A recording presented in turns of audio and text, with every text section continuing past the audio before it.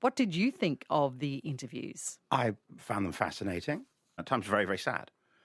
The opening bit of that, as you said, very long British TV interview was 12 or 15 minutes talking about the way in which he found out that his mother had died, of his father coming into his bedroom at Balmoral and talking to him about it, of not believing for many years that she was really dead, that she was in hiding somewhere. And it's a horrible, terrible, tragic thing. A long time for him to Into believe his that. 20s, apparently. Yes. He still, at the back of his head, sort of thought that maybe one day it would turn out that she was in hiding somewhere. And look, he lost his mother at the age of 12.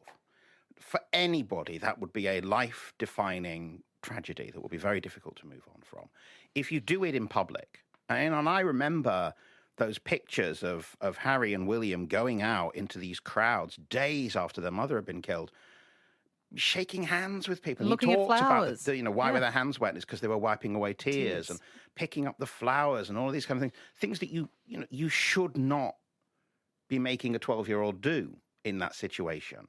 And I think that sort of, to my mind, was one of the things I found really interesting about the interview. So much of his anger, so much of his frustration, he says, is about the press, is about the way the press behaves, is about what the press has done to him and what it does to other people. But then when you sort of cut through it and analyze what he's actually angry about, I think a lot of the time it's actually his family. He's unhappy that he didn't get the support that he felt he needed when his wife was being, harassed by the press. But he's also unhappy that he didn't get the emotional support he needed to come to terms with his mother's death. And that's really more about the nature of the family. And then as the interview goes on, there are other parts of it where you do think, you mentioned the sibling thing about William wouldn't talk to him at Eton. And when you watch the interview, you think, that's what siblings do. Grow up, man. They don't want to be around their younger/older. So that's not a royal family thing or a press thing. It's a sibling thing. So there's an understandable foundation of anger there in this terrible event that happened to him in childhood. But that, I think, has skewed and coloured his perception of everything that has happened since. And in particular, he has, as was revealed in the interview, this deep hatred of the tabloids, which he said, that the last thing that his mother saw was a flashbulb going off. Her last seconds on Earth. And he hates the tabloids. He feels like he says he moved his family away for their own safety. But he doesn't hate all media, does he? No, and this is the difficulty. One of the phrases that we've heard a lot in the last 20 minutes to describe the royal family is soap opera. And it is like a soap opera. It absolutely is like a real-life soap opera. And you can have a different argument about how fair or unfair it is to say that there's an accident of birth, you are now committed to a lifelong contract to be in a soap opera. Imagine if you were born in a hospital in Sydney or Perth or Brisbane and someone came to you at age 5 and said, through the accident of your birth, you are now signed in a lifelong contract to appear in Home and Away. And your entire life is going to be based upon, we're just going to keep throwing things at you. And that's just how it is, just because of who you were born, who your parents are. It's just how it is. And that is the life they lead. And it is absolutely understandable to rail against that, particularly if you are not in the direct line of succession, where there is a slight issue of what is your role going to be. I think the title Spare just sums it all up. I mean, there's so much bitterness and irony in titling your memoir Spare. Yeah, I mean, it tells you exactly how he is going to view it. But in terms of that thing about the media, he is right that there is this weird relationship, particularly between elements of the British media and the royal family, which is that the media want the royal family as a source of stories. They sell papers, they attract viewers and listeners, they attract clicks. But it's symbiotic. The royal family needs positive press coverage. And there is absolutely an argument that relationship has become too close and too much of it is damaging and detrimental. But how is Harry telling his story? Through a $150 million Netflix contract, a 35 million US dollar advance for 2 books. So there's another one coming, and a contract with Spotify to deliver a series of podcasts. He is using the media. What seems to be the difference is that he is comfortable to appear in the media, to use the media, and to talk about things that a great many people would think of as private, as long as he is in control of the narrative. If he can control the story, what he tells and the interpretation of it, he's comfortable with that. His Netflix series, you watch it all the way through, and I kept saying to friends of mine, what he needed was a sort of tough but fair friend Editor. to say, an editor to say, but you don't justify that, and you don't back that up, and there's a massive hole there. And the program is full of people who are employed by him or who are friends with him. We might just go to a text, Paul. We have Kay from Queensland who says, we live in a world where if someone tells the truth, they are the villain. I believe every word Harry says. Why would he make up such a story if there was no truth in it? Sometimes it's embarrassing to reveal the truth. But Tony says the drama of the royal family is hardly relevant to everyday Australians. Bring on the Republic so we won't have to put up with it. This is ABC Radio. My name is Kathy Schnitzling. I am talking to Paul Osborne, an expat Brit who has worked for the BBC, about how Harry's memoir and the interviews have been received. It's just gone 10:30, 9:30. If you're listening in Queensland, you can have your say on the Royals by giving me a call, 1300 800 222, or you can text 0467 922 612. It's a very polarising issue. Paul, why is the public so polarised about this memoir? I think that, and obviously it's very interesting that comment, let us become a republic and wash this sort of out of our hair. I don't think particularly tabloid press fascination with the royal family would diminish particularly if the king was no longer the head of state in Australia. He's not the head of state in America, and there's no end of stories in there about the They royals. love the royals. So I don't think that would necessarily end it. Why is the public so polarised? Harry has had an interesting and sort of troubled and turbulent relationship in terms of his public perception. And he talked about those difficulties in his teenage years and his 20s, the drinking, the drugs, the drug use, running around Las Vegas with nothing on. Absolutely, the incident when he went to the party with a swastika on his arm. All of these things that, and he did seem very troubled and struggling to find a role. And there was, I think, a perception, particularly in the UK, that those 10 years he spent in the army made a massive difference. That he found himself. He had a lot of positive publicity. Yeah, he found himself as a result of that time in the army, and it seemed to give him a purpose that carried forwards. Now, I was in the UK when the engagement to Meghan was announced, when the marriage happened. There was a relentless positivity in the public reaction, both to the engagement, to the marriage, to the wedding ceremony itself, which was not like a regular royal wedding ceremony. Lots of elements of it that you would not have seen in any of the other similar events in the royal family. Well, Prince Charles walking Meghan down the aisle, for example. Gospel choir performing in the church. I mean, it was a remarkable thing.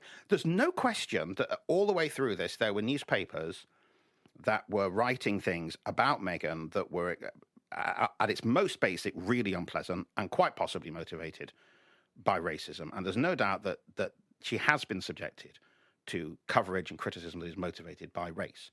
But there has also been an enormous amount of positivity. At that point where he said, we want to sort of split ourselves apart here, move out of the UK, lead a different life, I think there was a perception at the time, and the interviews haven't really diminished this, certainly for me, of wanting to sort of have your cake and eat it. I want to be a private citizen, but I want to keep my royal title. I want to live in another country and earn private income, but I also still want to make that private income off the back of my relationship. Or does he just want a family? Well, I think that's the thing. I keep thinking you're not actually as angry at the press as you say you are. You're angry at your family. And, he talks about Charles's failure to be able to step up to the mark as a single parent. And he keeps saying, it's because, he needs positive press coverage and it influences and colours everything he does. Well, could it be? If you go back and read the history of Charles's upbringing, that was pretty emotionally stunted. Yes, it was. Could it just be that he was paying that forward, that he didn't have the skills, the emotional abilities to be a more emotionally available parent? That's about the institution. That's about what the institution does to the people within it. But I don't think Harry wants to have that conversation because he still supports the institution of monarchy. He still would like a reconciliation that allows him to represent the king. I don't think he wants to have the conversation about the institution and what the institution does. It is easier to use the press, the media, as a cipher for that. That is not to excuse some appalling press coverage. But as you see through the book and the memoirs and the documentaries, he is not above still trading his and other people's private information through the media to advance his own narrative. Some of the comments on social media have described Prince Harry as, I saw this yesterday, dumb as a box of hair, a sook, a whinger. Is all of that deserved? I mean, that's really vitriolic. And I mean, this is probably mild compared to... Yeah, it is. And after the interview went out in the UK, I sort of looked at what were the UK trending things on Twitter, and with the caveat that Twitter is not a representative sample of the opinion of the general public. You know, the top three were Harry has gone mad, Harry and Meghan exposed, Harry is a lying traitor. Now, look, there was a lot of other coverage, a lot of other stuff on Twitter that was far more supportive of him. I think the timing doesn't help. He does have people on his side. Absolutely, he does have supporters, and he does have people on his side. Generally, they tend to be younger. They tend to be sort of the younger age groups, and the older age groups tend to be the ones who are more critical. The timing does not help. You know, that like you played that bit of the American interview where he talks about how on the day of the Queen's death, there was a plane going up to Balmoral, and he was not invited. Seems very mean. And it does seem unnecessarily petty. But also, my immediate reaction when I heard that was to say, but respectfully, the day of the Queen's death was not about you. It was... Not very many people were thinking, but how did Harry get there on that day? Most people were thinking about something a bit bigger. And I think that's the difficulty, is that everything that he talks about, I kept thinking, there won't be a single person listening to this who hasn't been through some familial argument, some massive family row. Every single family that gathers over Christmas, oh, don't talk about that. Oh, that's Uncle whatever. I'm not talking to him. Every single family has been through this. How many would withstand one of those family members taking out an advert in every newspaper to say, well, Uncle Fred there is a right one because he did this to me in 1997? He talks about wanting a reconciliation. He talks about how the ball is in their court. It's a very odd way of trying to prompt a reconciliation. Imagine how is that? I don't see how that conversation is going to go. I'll poke you with a red hot poker, and then you can say, please come back. I'll dump 100 tons of manure on your driveway and then say, we should have a chat and try and put things right. Paul, you mentioned he's got a 2-book deal. What's going to be in the second book? I don't know. What is left? I don't know what's left. I mean, when you're talking about, I mean, how far does he go with this? You know, he talks about, he has a go at his brother's hair loss. He talks about, he lost his virginity. He talks about, I mean, what's left to say?